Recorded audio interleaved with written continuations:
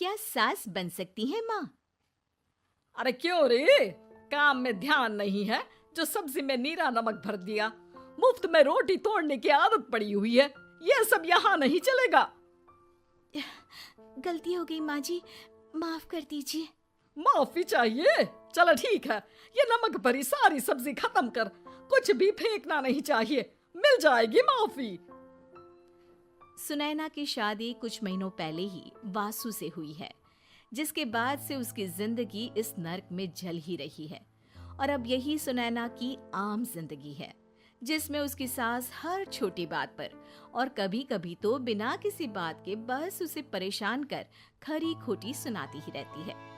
सुनैना, कल मुही कहाँ मरी हुई है, इधर तो आ। सास की आवाज सुन सुनैना भागती हुई उसके पास आती है। क्या हुआ माँ जी? अरे तुझे पता है मेरे पैरों में दर्द रहता है, तो मुझसे बदला लेने के लिए टीवी का रिमोट इतनी दूर रख दिया। अरे मुझे ज्यादा खड़ा कर पैर तुड़वाना चाहती है क्या? आज पूरा दिन तू एक पैर पर काम करेगी, अगर कहीं दूसरा पैर जमीन पर रखा तो मुझसे बुरा कोई नहीं होगा।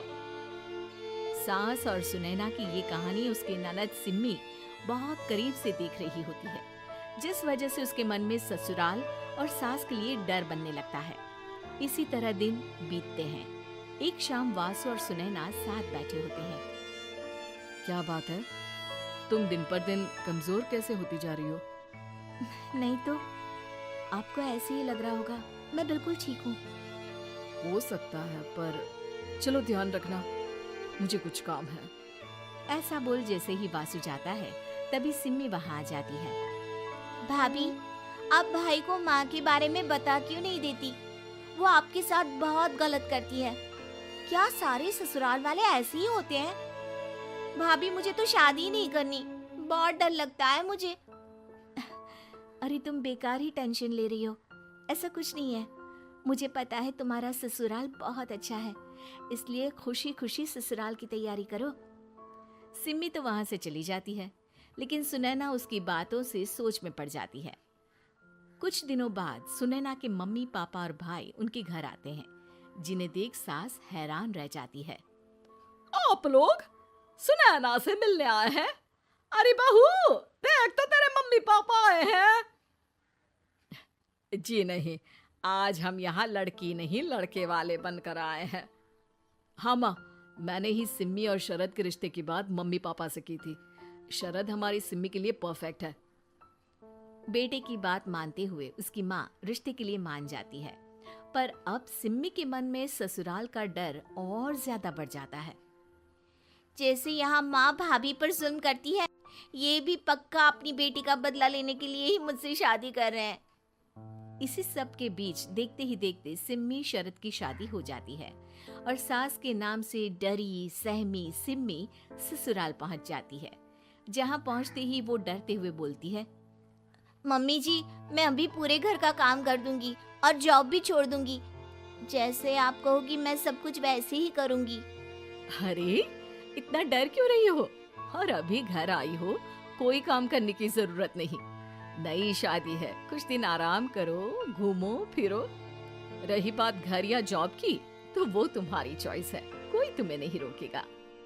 सास का ऐसा व्यवहार देख सिम्मी हैरान रह जाती है और अपनी भाभी सुनैना का ससुराल में पहला दिन सोचने लगती है।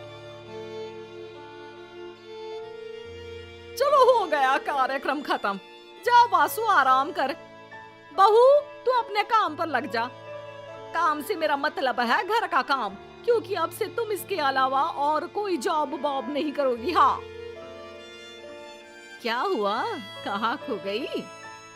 लगता है सपनों में ही घूमने लगी।